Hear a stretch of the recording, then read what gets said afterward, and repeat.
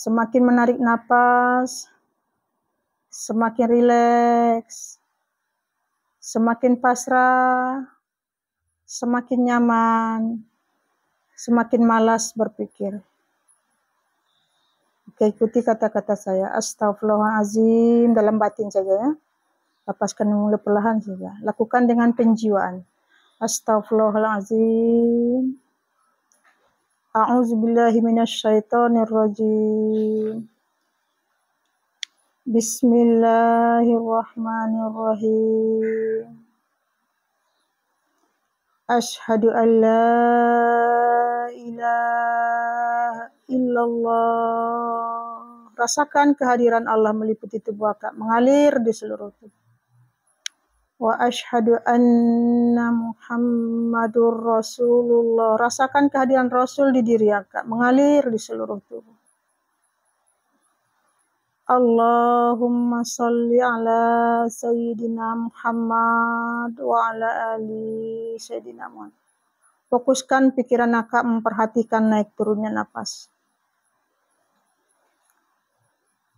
La ilaha illallah, Allahu Akbar.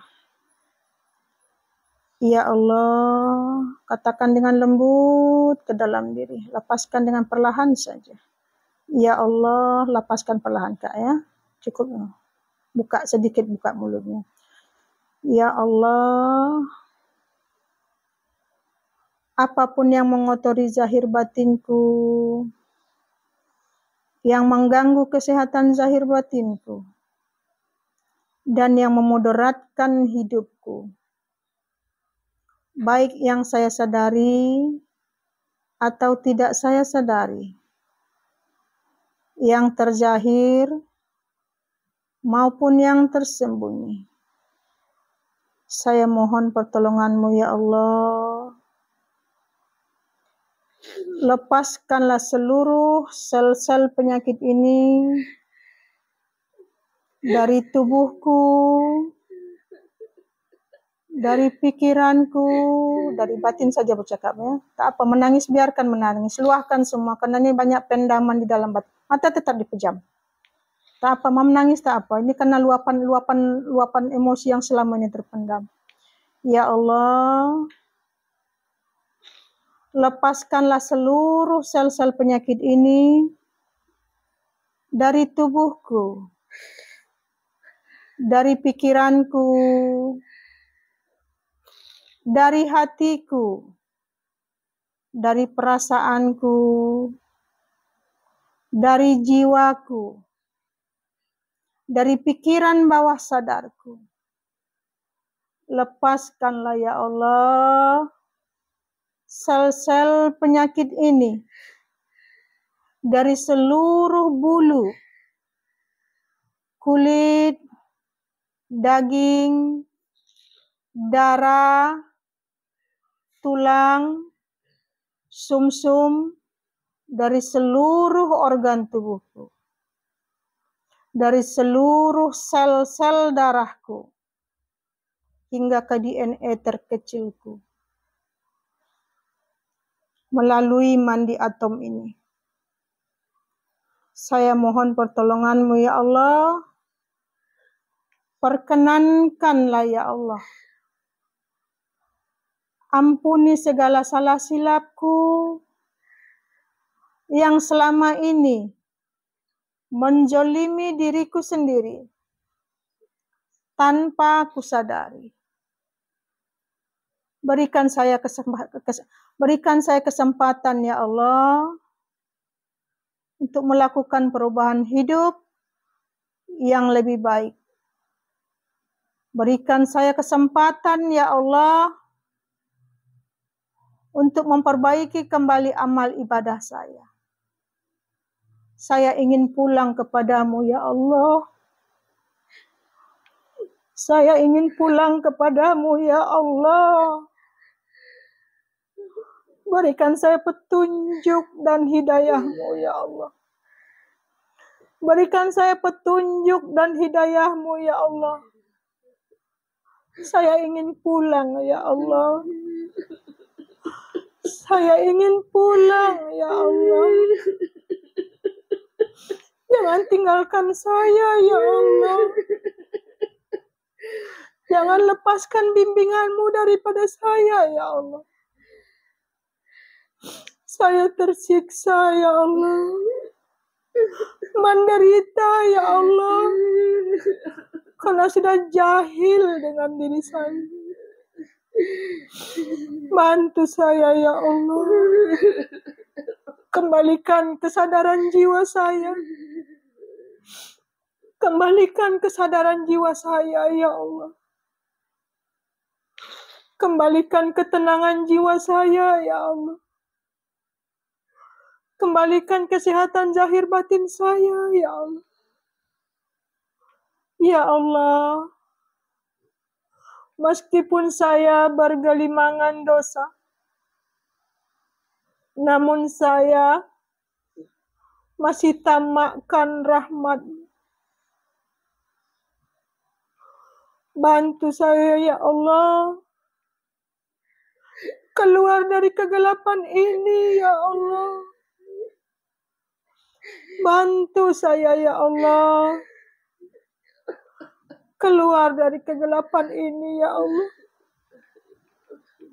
Sesungguhnya saya tidak mampu sendirian, ya Allah. Saya tidak mampu sendirian lagi, ya Allah. Saya ingin pulang, ya Allah. Tunjuki saya jalan pulang, ya Allah. Saya ingin pulang kembali kepadamu, ya Allah. Saya dalam kegelapan, ya Allah. Lepaskan saya dari belenggu ini, ya Allah. Berikan jalannya, ya Allah. Saya ingin kembali, ya Allah.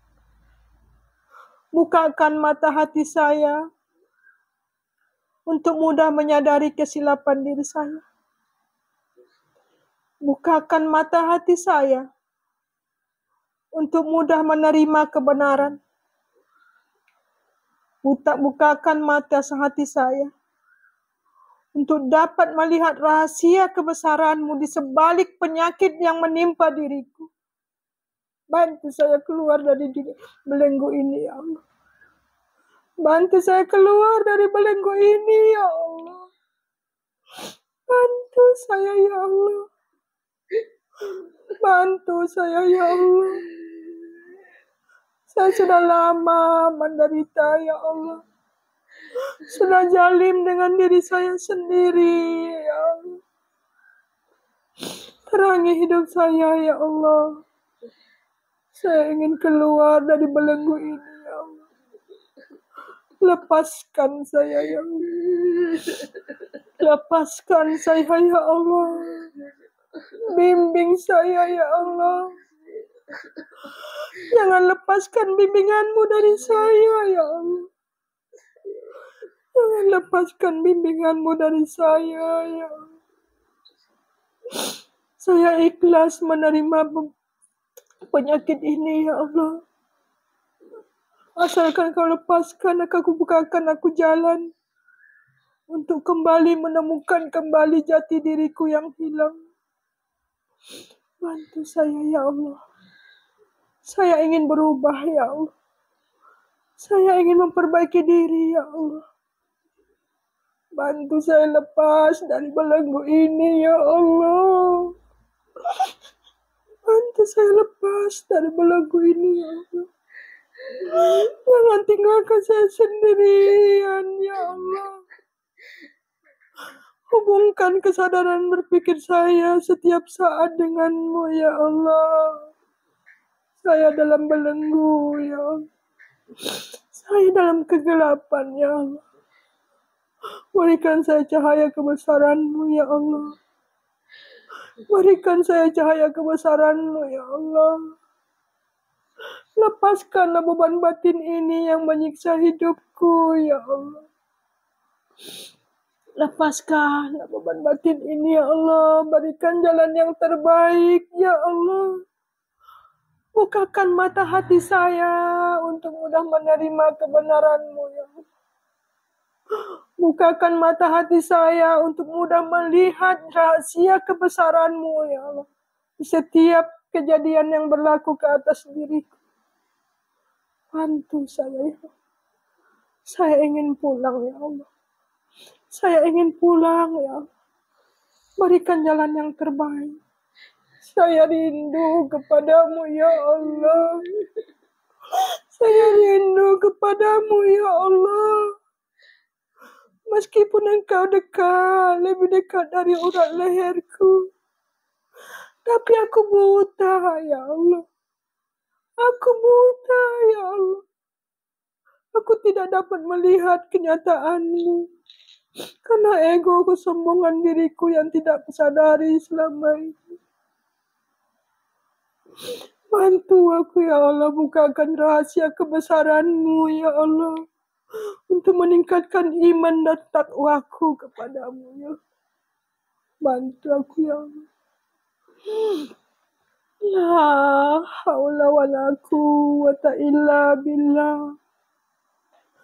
Inna lillahi wa inna ilaihi raji'un. Tarik nafas dalam-dalam. Buang nafas lewat mulut perlahan. Hadiahkan Al-Fatihah untuk diri sendiri, untuk ibu bapa, dan untuk Nabi Muhammad SAW. Niatkan saja seperti itu, bacakan 1 kali.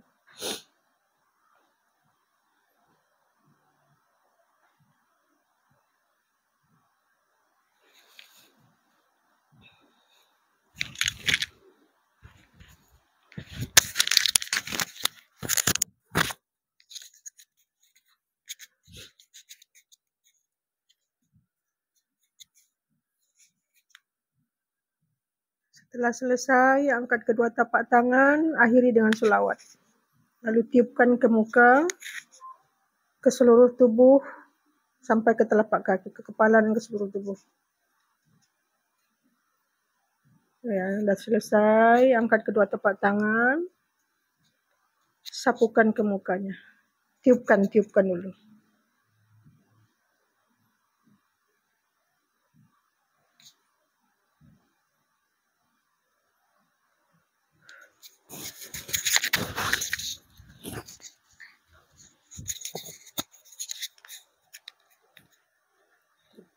Sapukan ke muka, ke kepala, dan ke seluruh tubuh.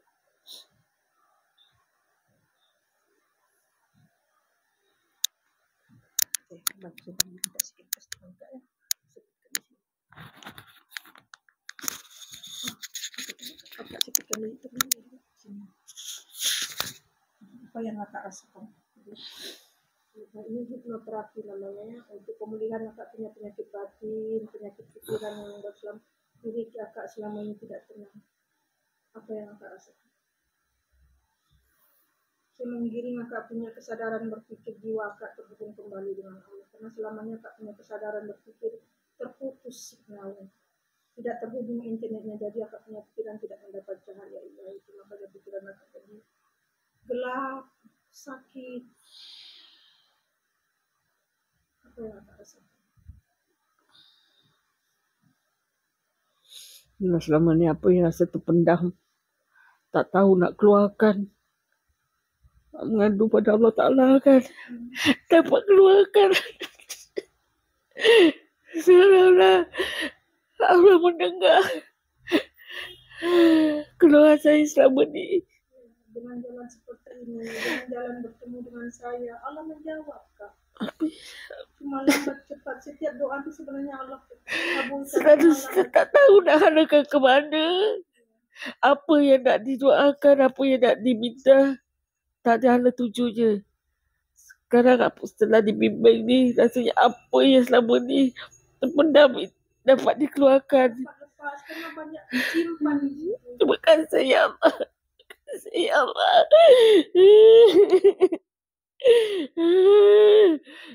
Allah sayang, Allah masih sayang. Sebab itu didatangkan penyakit. Aku banyak dosa ya Allah, tapi Allah sayangku. Allah Akbar. Terima kasih Tuhan ya Allah. Terima kasih ya Allah, terima kasih ya Allah. Karena masih menyayangi aku, ya Allah, masih beri peluang. Terima kasih ya Allah, terima kasih. Amin, amin, amin. Subhanallah, walhamdulillah, wa la ilaha illallah, wallahu akbar, Allahu akbar, Allahu akbar.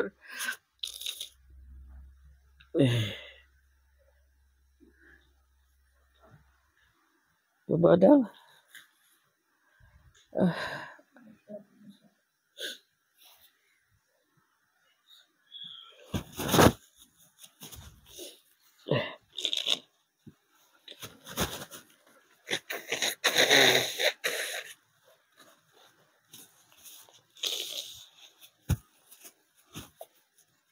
Apa lagi yang ada? Lega tak batinnya? Lapang tak dada tuh, walaupun belum senang-senang. Ada perubahan tak? Ada.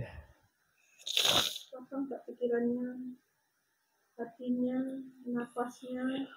Yang membuat nafas kita itu sesak karena banyaknya beban di situ, sumbat di situ. Jadi karena banyaknya beban batin kita, sumbat darah kita di situ, kotor darah kita di situ. Akhirnya saluran-saluran pembuluh darah kita tuh menyempit, susah bernafas, sakit jadinya. Karena inilah azab dari perbuatan kita yang melanggar kesucian hati nurani kita. Inilah melanggar kesucian hati nurani sama kita melanggar aturan Allah. Tapi kita tak sadar karena tak ada yang mengingatkan kita kepada dosa-dosa kita. Lalu pikiran kita melihat salahnya orang. Akhirnya kita selalu marah pada orang. Makin kita marah pada orang, makin tersiksa batin kita. Karena makin kita marah pada orang, sama hakikatnya kita menolak kebenaran. Karena kita merasa sudah benar. Apa yang lagi kita rasakan? Bisa digiring tadi. Kenapa batin akak sebenarnya sedang menjerit, Kak? Menjerit tapi tak tahu nak meluap kemana. Akak meluap kepada orang-orang tak mengerti, tak dapat membantu. Malah orang membuat akak sakit.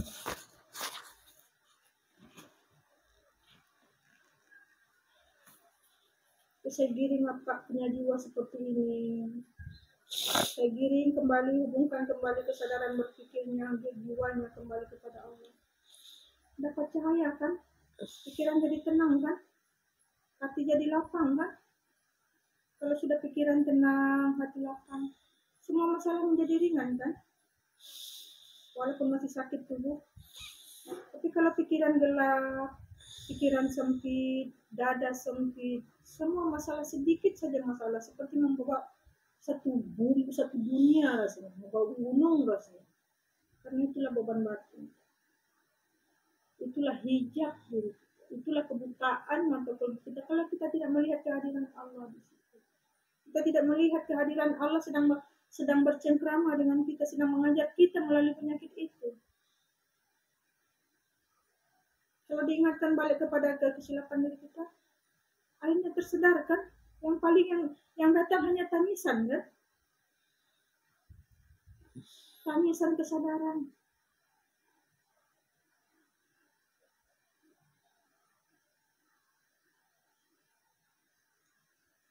Apa yang tak rasakan perubahan tadi? Selain itu,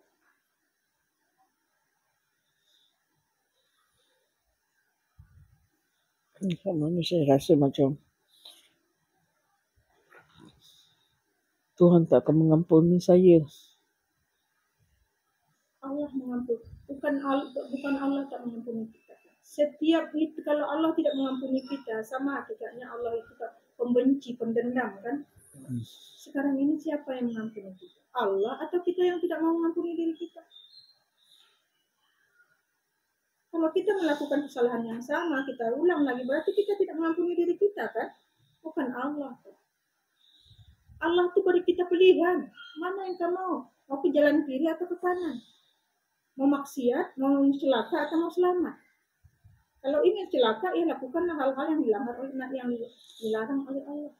Kalau ingin selamat, ikuti perintah hati, perintah roh suci nurani. Allah itu selalu bicara melalui hati nurani kita, kan? Dia tidak jauh. Dia selalu ada pada kita. Tapi pernah tak kita mendengarkan suara dia? Dia selalu mengingatkan kita kepada hal-hal yang baik yang menyelamatkan hidup kita. Pernah tak kita dengar? Pernah tak kita turuti? Yang selalu kita turuti kan bisikan setan pikiran kita. Itu kan yang selama ini tanpa kita sadari, karena tak ada yang mengingatkan kan.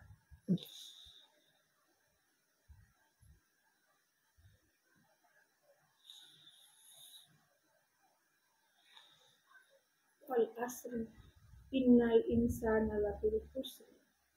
Demi masa, sesungguhnya orang yang lalai itu, sesungguhnya manusia itu dalam kelalaian. Kenapa?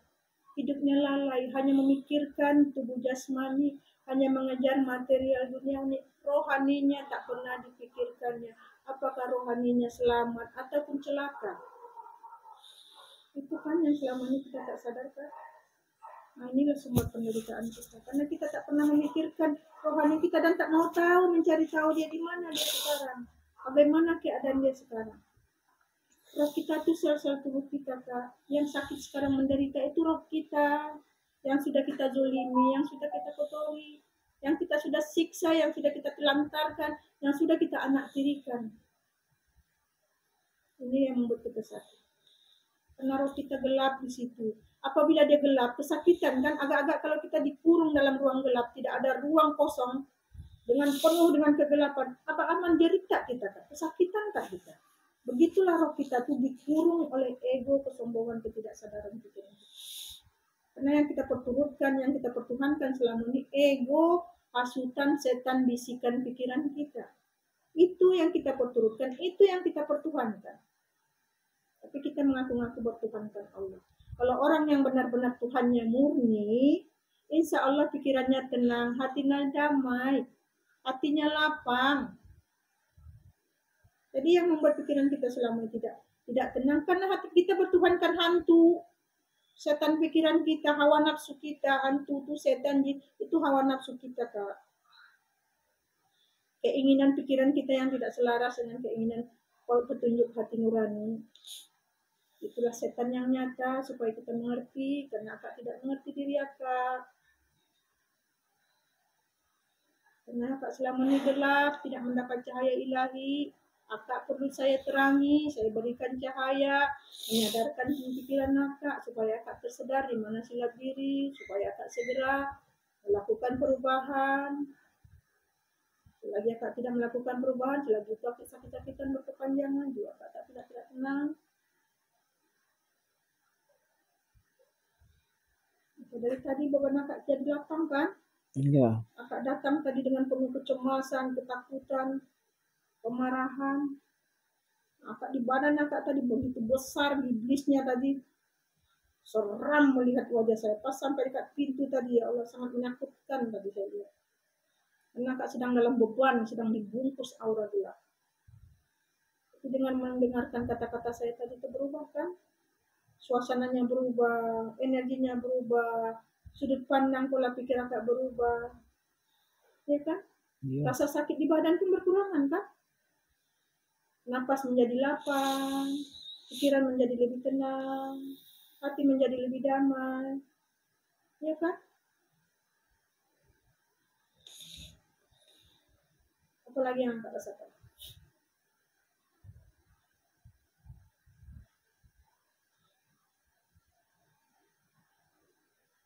Apa lagi yang Kak rasakan perubahan saat pejam mata tadi?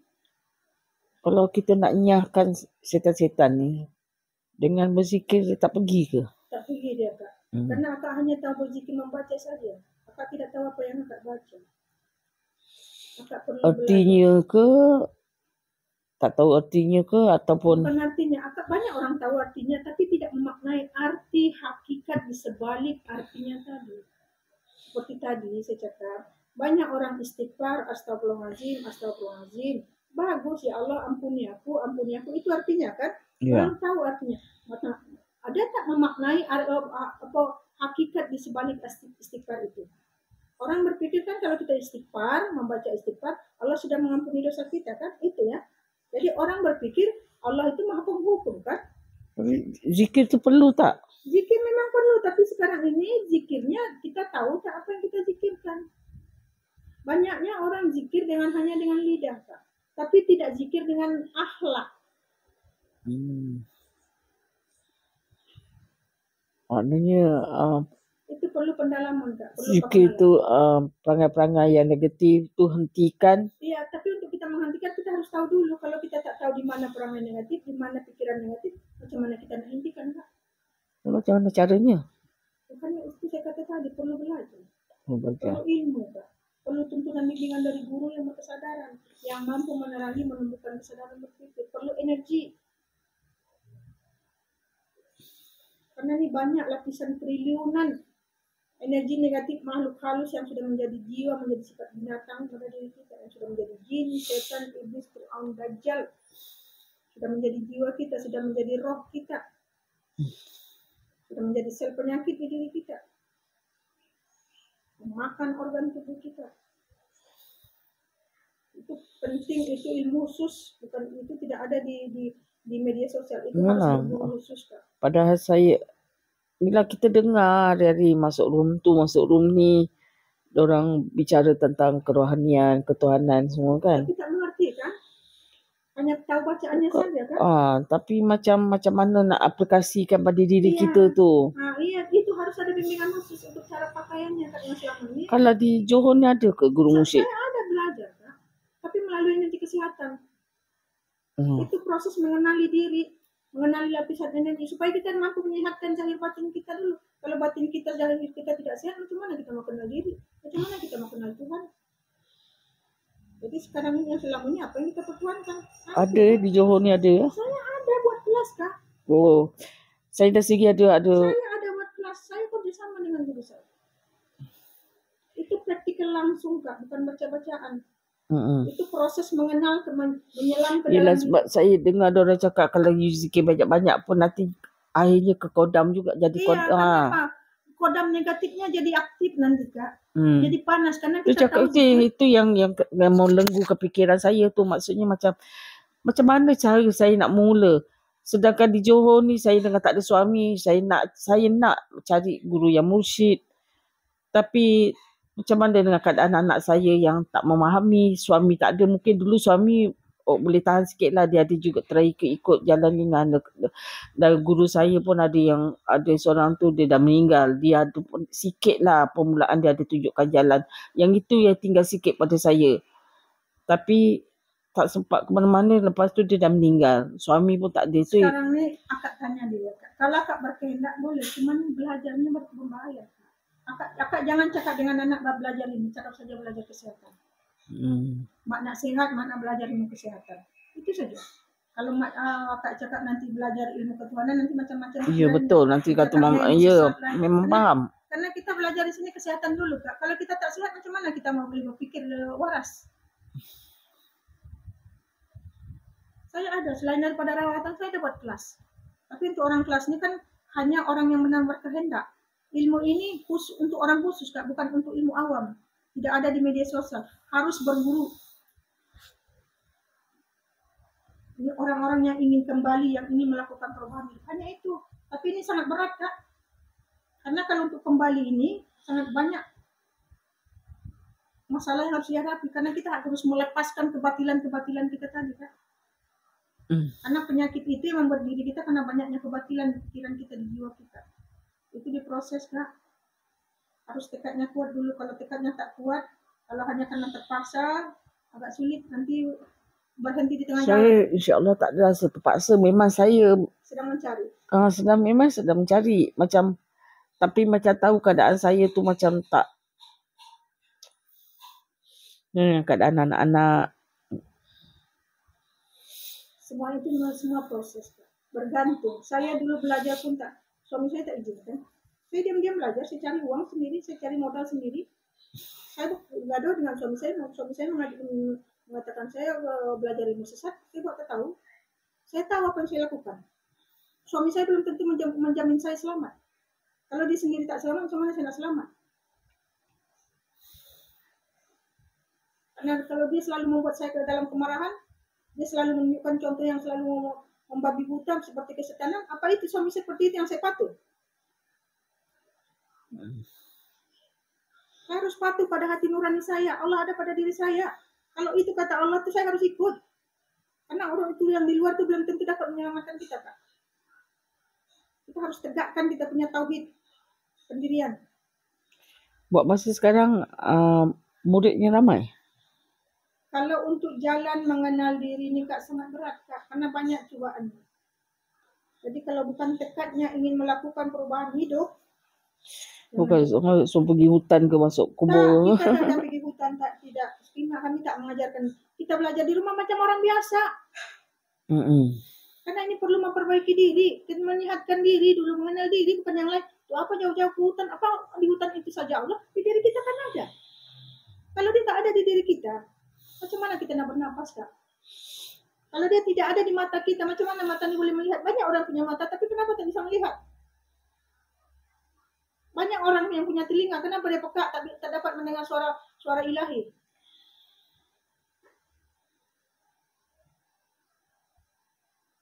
Banyak orang yang mempunyai akal, tapi kenapa dia tidak, pikiran dia tak sampai melihat kehadirat Allah di sebalik segala sesuatu?